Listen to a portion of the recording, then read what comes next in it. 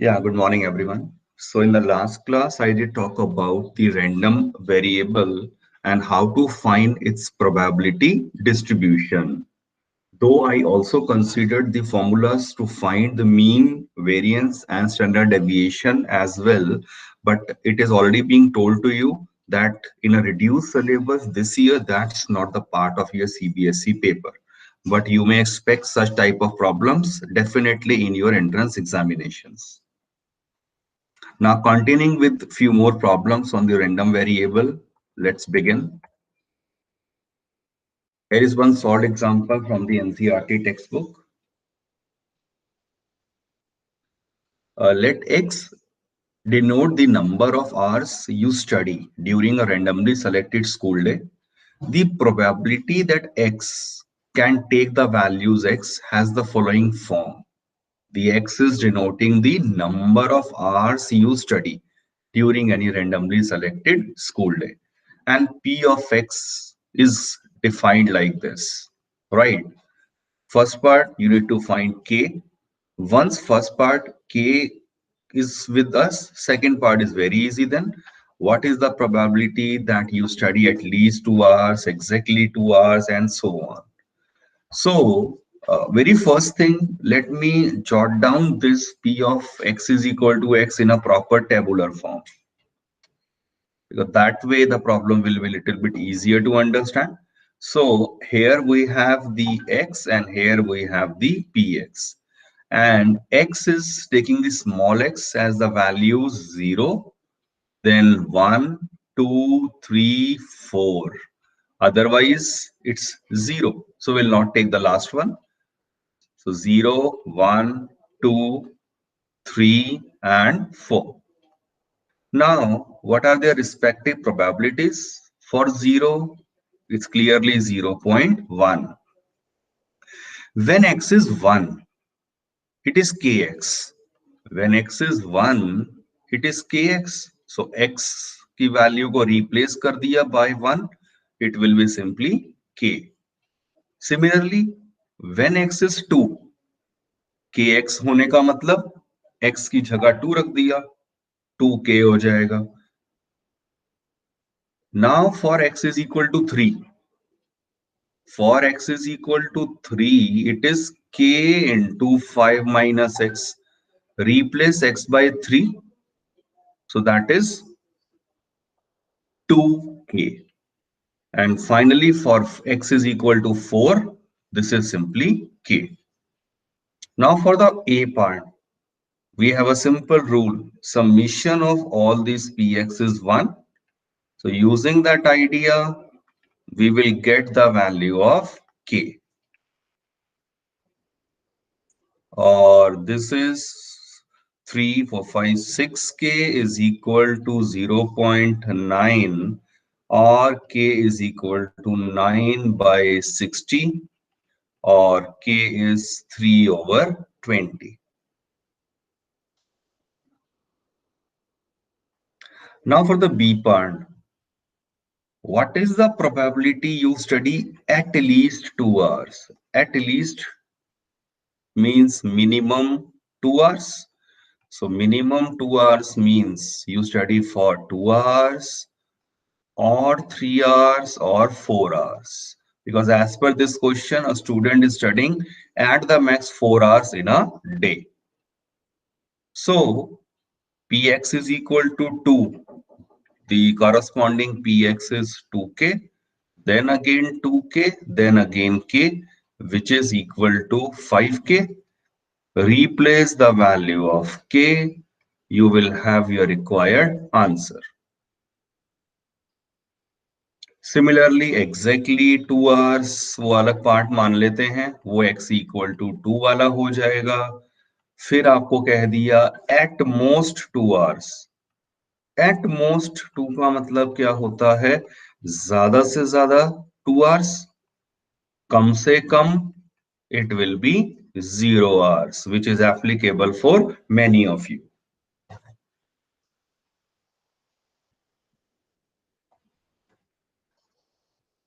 Okay.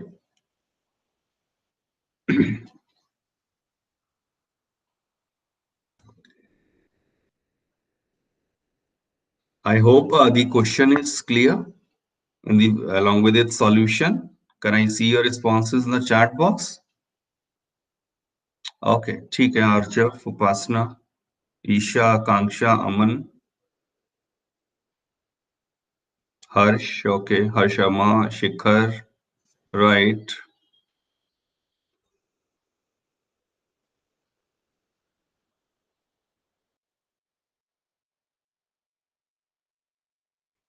Please check out this question.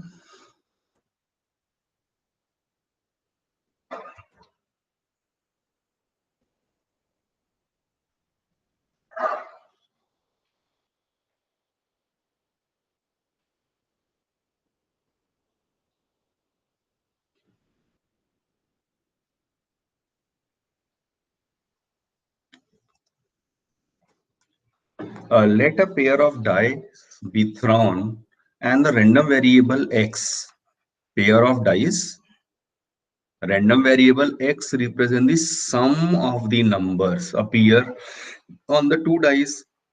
So sum हमें पता है मिनिमम 2 होता है, 2 3 4 5 करते करते ये जाएगा अप टू मैक्सिमम 12 जब दोनों के ऊपर 6 6 आ जाता है. Find the mean or the expectation of x. So the basic idea is we need that proper table. तो याद करिए जब हम बात करेंगे px is equal to 2, ये केसेस तो वैसे याद ही हो जाते हैं. 2 के में क्या आएगा, दोनों पे 1 1 आ जाए तो 1 case out of 36 possible cases. x equal to 3 में क्या क्या आता था, सम 3 होना चाहिए, ये आएगा या ये आएगा, विच इज 2/36. नेक्स्ट याद आ गया होगा केसेस, अगर मैं नहीं भी लिखूं 3/36, बट सीक्वेंस इंक्रीजिंग के बाद डिक्रीजिंग भी जाती है. So that you should know, वो अब आप ऑब्जर्व करिए किस तरह से हम ऑलरेडी कर चुके हैं. So that x and corresponding px, that means 2 से लेकर 4 6 7 8 9 10 11 and 12, and we have the corresponding probabilities 1/36, 2/36, 3/36, 4/36, 5/36, 6/36. और अब इसके बाद रिकॉल ये डिक्रीजिंग स्टार्ट हो जाता है. ये तो हम 11th में ही कर चुके हैं, इनफैक्ट 10th में ही ये आ गया. Once I have this with me, the E of x is summation x into px. So that you calculate, you will have your required answer.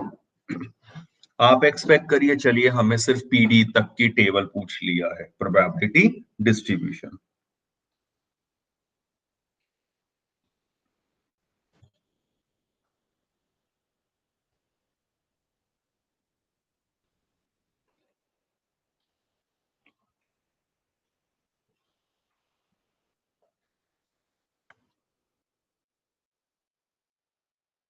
Let's begin with few questions from the NCERT exercise 13.4.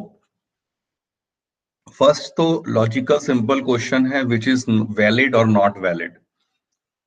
हमें सिर्फ mainly ये देखना है sum of probability should be 1 and it's positive.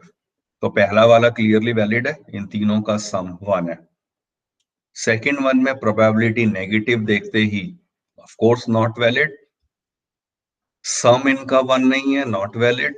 इनका भी सम 1 नहीं है, not valid. That one can easily cross check.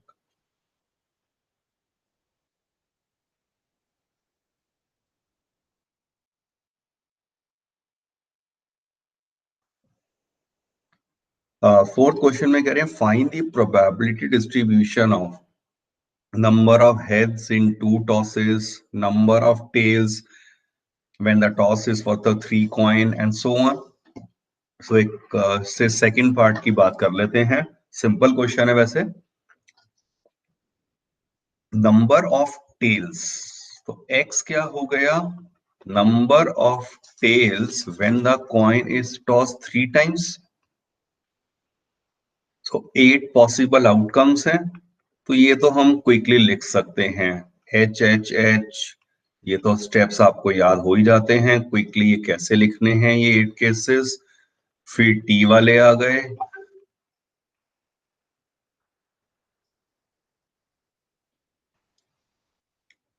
Now x is representing the number of tails, तो कितनी टेल्स आ सकती हैं?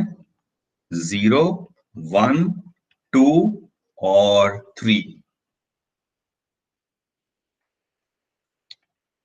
px इज इक्वल टू 0 का मतलब क्या हो गया? सिंपली ये वाला केस, हेड हेड हेड वाला, राइट। तो आपके पास ये एक ही केस पॉसिबल है out of 8 possible outcomes. Similarly x is equal to 1 का मतलब वन टेल में एग्जैक्टली वन टेल हुआ ना, इसका मतलब तो ये 2 केसेस दिख रहे हैं, नहीं ये थर्ड वन, 3 केसेस हैं। तो H H T H and T H H, तो 3 केसेस फेवर कर गए out of 8। Similarly complete this in homework for px is equal to 2 and px is equal to 3. Very basic and direct problem.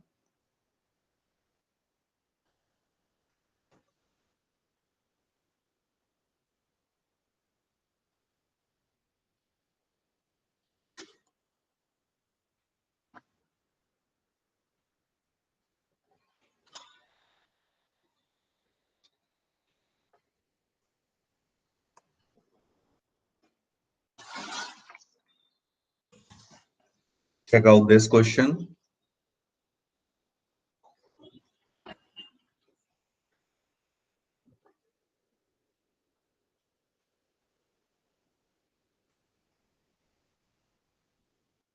From a lot of 30 bulbs which include 6 defective, a sample of 4 bulbs is drawn with replacement. तो एक तो sample of 4 bulbs is drawn with replacement. सो हम ऐसा कर लेते हैं, probability of defective है वो हो गया 6 डिफेक्टिव है आउट ऑफ 30। सो इसका मतलब obviously probability of non defective which is say denoted by the event n, p of n, non defective, वो हो गया 4/5। बस आपसे क्या पूछा था? Find probability distribution of number of defective bulbs. So let x represents number of defective bulbs.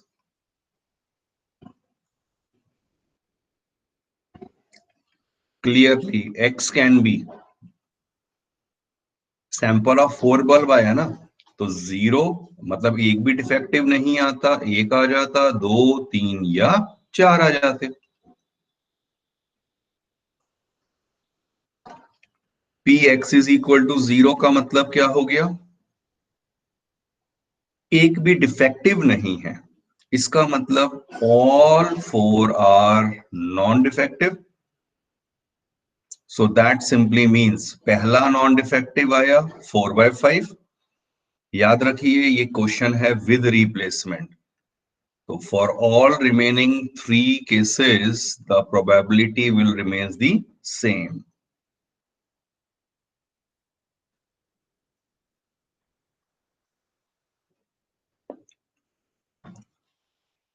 x equal to 1 का मतलब, अब की बार याद रखो, एक तो सक्सेस क्या है? गेटिंग द डिफेक्टिव बल्ब, तो 1 डिफेक्टिव आए मतलब बचे हुए तीनों नॉन डिफेक्टिव आने चाहिए। बट साथ ही साथ सोचिए, हो सकता है सेकंड पोजीशन पे डिफेक्टिव आ जाता, नहीं तो थर्ड पोजीशन पे डिफेक्टिव आ जाता, और फोर्थ पोजीशन पे डिफेक्टिव आ जाता। तो ये 4 केसेस एक्चुअली पॉसिबल है।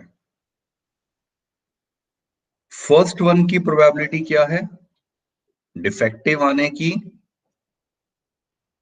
1/5 और नॉन डिफेक्टिव 3 है, 4/5 पावर 3। चेक करो इन तीनों की प्रोबेबिलिटी भी सेम होगी, बिल्कुल यही आने वाली है। तो this term is coming 4 times, तो ये इंटू 4 हो जाएगा। Similarly, we can easily talk about P of x is equal to 2।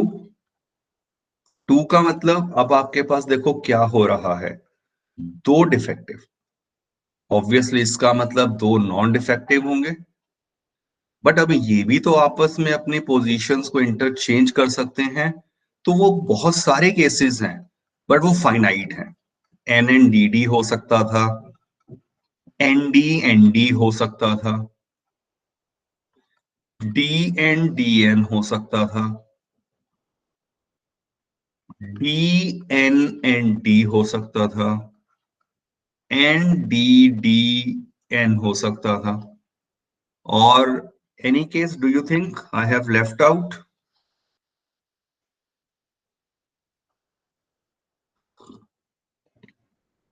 So the chances are कि I may leave some case or I may repeatedly write some case. Here we are going to apply a class 11th permutation का simple logic. इसे बहुत ध्यान से देखिए यहाँ कि how I can be sure कि ये exactly 6 cases आएंगे without listing them. X equal to 2 का मतलब क्या है? दो डिफेक्टिव चाहिए। आपके पास ये 4 बल्ब ड्रॉ हुए थे, ये 4 प्लेसेस हैं।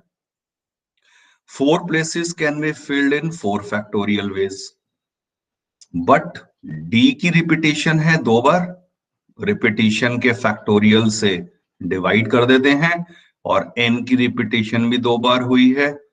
सॉल्व कर लीजिए, चेक इट आउट, 6 आ रहा है। मींस सिर्फ मैंने एक पहला केस सोचा, और पहला केस का मतलब 1/5 का स्क्वायर हो गया, दो डिफेक्टिव, 4/5 होल स्क्वायर, दो नॉन डिफेक्टिव, एंड इनटू 6 हो जाएगा, जो हमने परमुटेशन से सोचा है। In fact after this we have our NCERT exercise 13.5, Bernoulli trials की बात करी जाती है, wherein we talk about the binomial distribution. फिर वही रिड्यूस सिलेबस में वो अब नहीं है आपके सिलेबस में, बट उसमें एक बाइनोमियल थ्योरम की हेल्प से फार्मूला मिलता है, और वो बाय डिफॉल्ट हमें पता चल जाता है इस केस में कि यहां 4C2 से मल्टीप्लाई होगा। टोटल बल्ब का 4 सैंपल था, आउट ऑफ देम 2 चाहिए मुझे, तो एक केस सोच लिया और उसे 4C2 से मल्टीप्लाई कर दिया। ये एक्चुअली 4C2 ही आया है जो 6 निकाला था। So that way we can directly get how many other cases would be possible without actually writing them. तो एक आइडिया दे देता हूं, अगर ये क्लियर हो गया हो तो पी एक्स इक्वल टू 3 का मतलब क्या होगा? 3 डिफेक्टिव है और एक नॉन डिफेक्टिव है, और ऐसे कितने केसेस आएंगे? Into 4C3। तो डिफेक्टिव होने का मतलब 1/5 होल क्यूब, नॉन डिफेक्टिव ये आ गया, और 4C3 की वैल्यू हो गई 4 के equal. So without listing all those cases, I can even simplify this.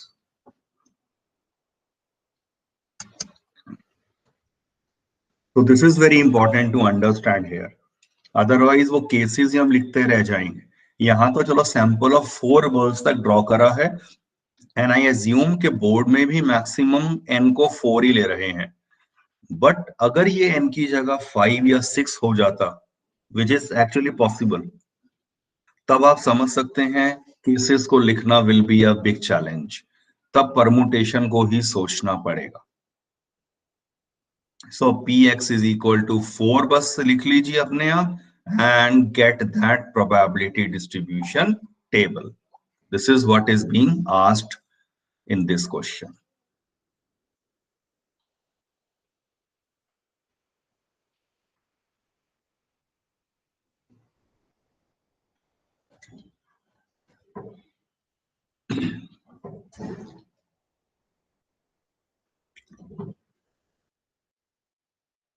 Check out this question. I'm waiting.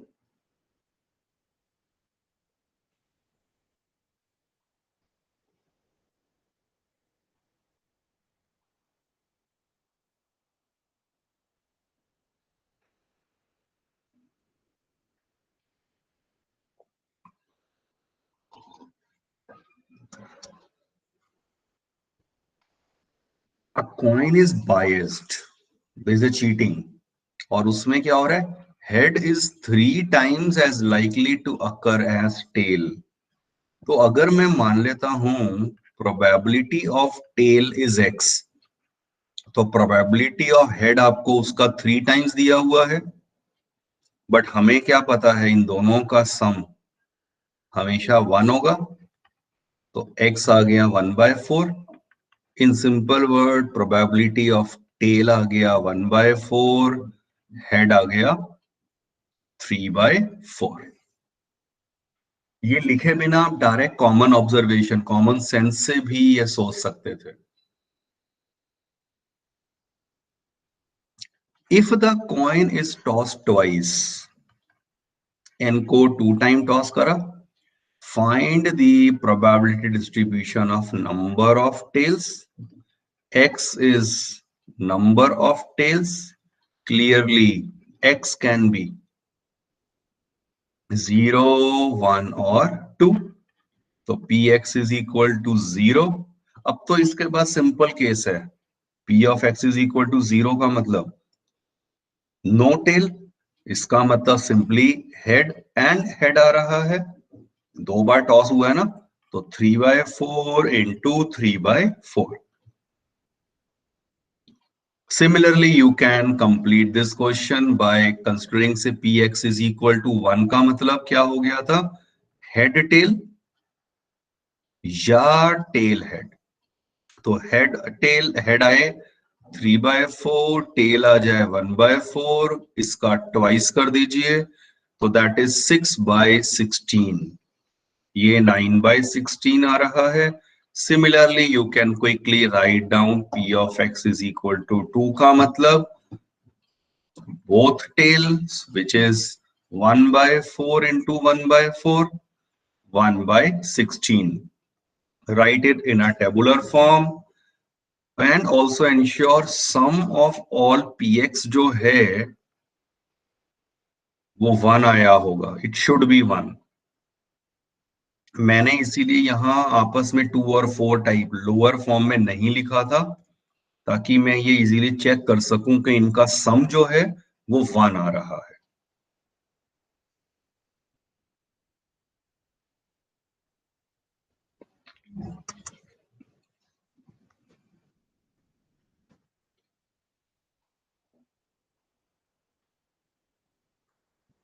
Please to ask anything. अगर कोई भी डाउट आता है तो क्लैरिफाई कर लीजिए.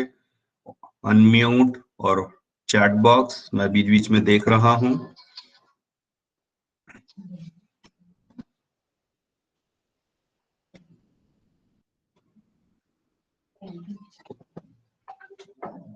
So that's a some simple question. Already discussed the idea for such type of question. बस पहला स्टेप याद दिलवा देता हूं. Summation of all px is 1.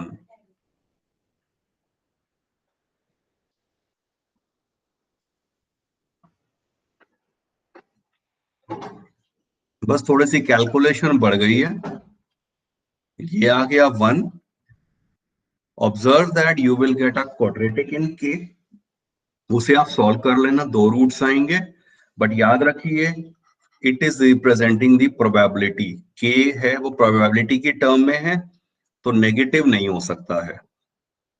तो आपको यूनिक वैल्यू मिल जाएगी के की. इससे वो पुट कर दिया, complete the table and then you can easily answer all the parts.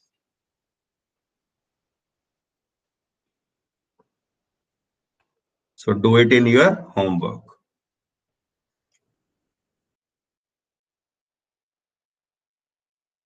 Now this is a tricky question.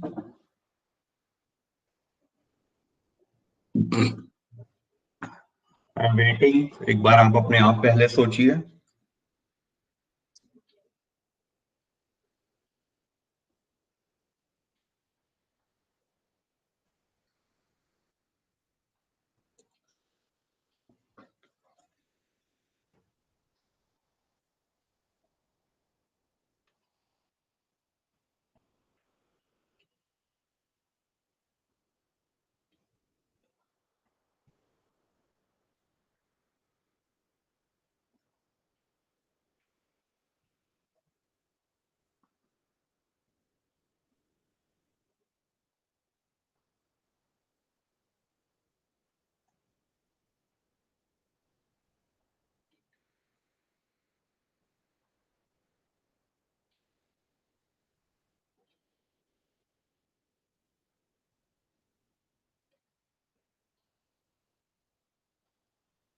Two numbers are selected at random without replacement, right? From the first six positive integers.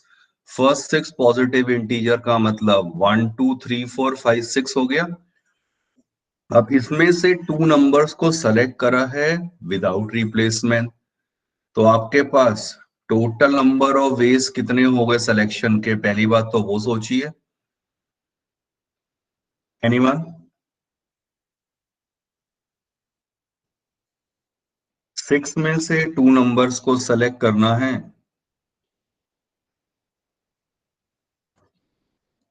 6C2, which is 6 into 5 by 2, which is 15. तो 15 cases मेरे पास आने वाले हैं sample space में. Here I would recommend कि आप ये 15 cases को एक बार जरा सोच लो, वो क्या होंगे. टू नंबर्स को सेलेक्ट करा है, बहुत क्विकली आप लिख पाएंगे. वन के साथ टू आ सकता है, 3 4 5 एंड 6. देन टू की टर्न आई. टू के साथ देखो 2 1 आ चुका है. अब यहां सिलेक्शन करना है तो विदाउट रिप्लेसमेंट है. और सिलेक्शन में क्योंकि कॉम्बिनेशन यूज हो चुका है, 1 2 हो या 2 1 हो, अब वो सेम केस हो चुका है. इसीलिए यहां टू के बाद 2 3 2 4 2 5 2 6. देन थ्री के साथ 3 4 3 5 3 6 4 5 4 6 and 5 6. So we could have written the same in a single line, but just to make it clear के one वाले कितने, two वाले कितने, I have jotted down in a different lines as such. अब क्या कहा है? Let x denote larger of the two numbers obtained. X is the larger of two numbers obtained. Clearly larger क्या क्या आ सकता है? आपके सामने ये सारे केसेस है. वन तो कभी भी नहीं हो सकता. सो 2 3 4 5 और 6. Find E of x. E of x का मतलब मीन कहा है, और मीन निकालने के लिए पहले मुझे वो टेबल बनानी पड़ेगी. तो P of x is equal to 2. तो P of x equal to 2 का मतलब क्या हो गया? Larger is 2. वो आपके सामने ही है. There is only one case out of 15 possible cases. Next जब बात करेंगे से P X equal to 3. Larger 3 कहां कहां है? 1 3 and 2 3. Two cases out of 15 possible cases. Similarly px is equal to 4 का मतलब 1 4 2 4 एंड 3 4। एक सिमेट्रिकल वे भी हम समझ आना शुरू हो चुका होगा। इसी तरह से p of x is equal to 5, 1 case, 2 case, 3 case and 4 case। If this idea is clear, अब आपको पता है रिमेनिंग इसमें आ जाएंगे बचे हुए 5/15 and write down in a tabular form. CBSE syllabus के हिसाब से तो चलो आपसे सिर्फ प्रोबेबिलिटी डिस्ट्रीब्यूशन तक की हम बात कर लेते हैं, बट मीन के लिए बस एक स्टेप आपको एक्स्ट्रा करना होता, formula summation x P x वाला लगा देते। तो टेबल तक हम चलिए बात कर लेते हैं। That is the required probability distribution table, and if mean to calculate, that is expected value summation x px।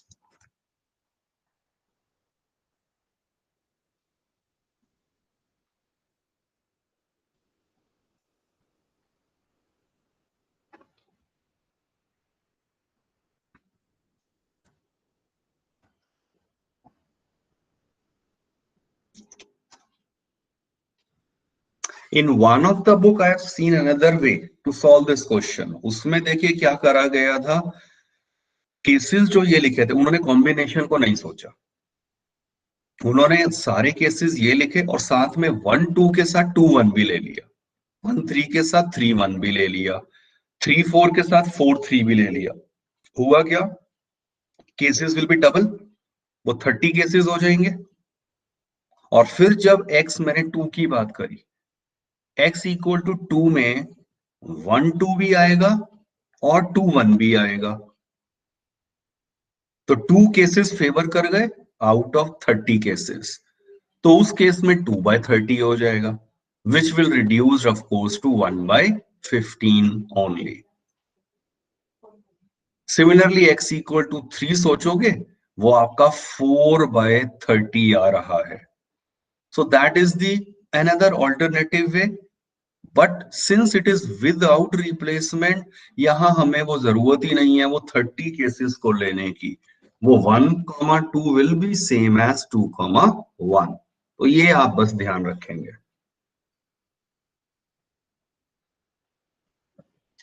Last question,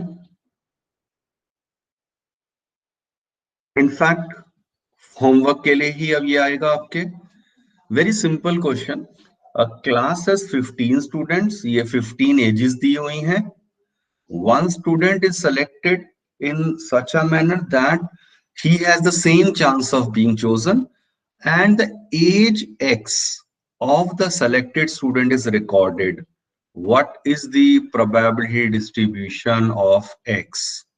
तो आप चेक करेंगे, x रिप्रेजेंट कर रहा है एज को और x कैन बी, मैं अगर यहाँ एजेस को ध्यान से देखूं तो 14 15 16 17 18 19 20 एंड 21, ये भी दिख रहा है 21। तो बस x ये वैल्यूज ले सकता है, बस मेन ये देखने का है कि विच वैल्यू इज रिपीटिंग, तो उसकी प्रोबेबिलिटी ज्यादा हो जाएगी। तो simply you can find p of x is equal to 14। 14 में कितने केसेस हैं, 1 2, ये मैं काउंटिंग कर रहा हूं, यस 2 केस आ गए out of 15। p of x is equal to 15 का मतलब 1 केस ओनली 1 टाइम, तो 1/15 एंड सो ऑन। बस इसको आप टेबुलर फॉर्म में कर लीजिए, वो आपका पीडी आ जाएगा। So complete this in your homework, followed by the next question.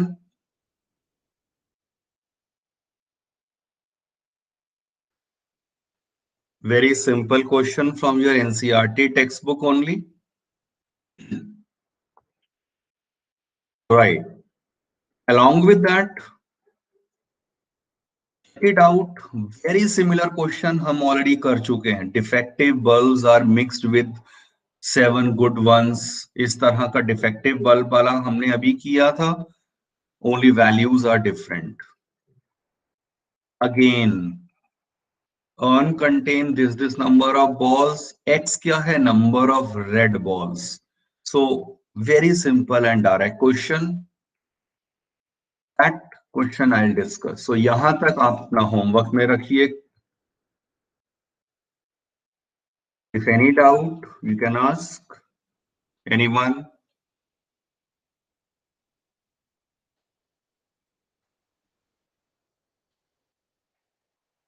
Okay, ठीक है ईशा.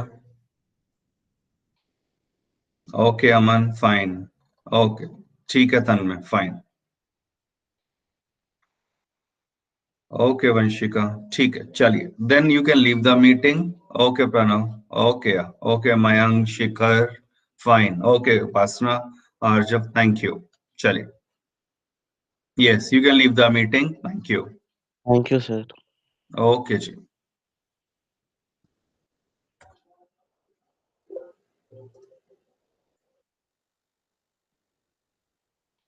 ओके.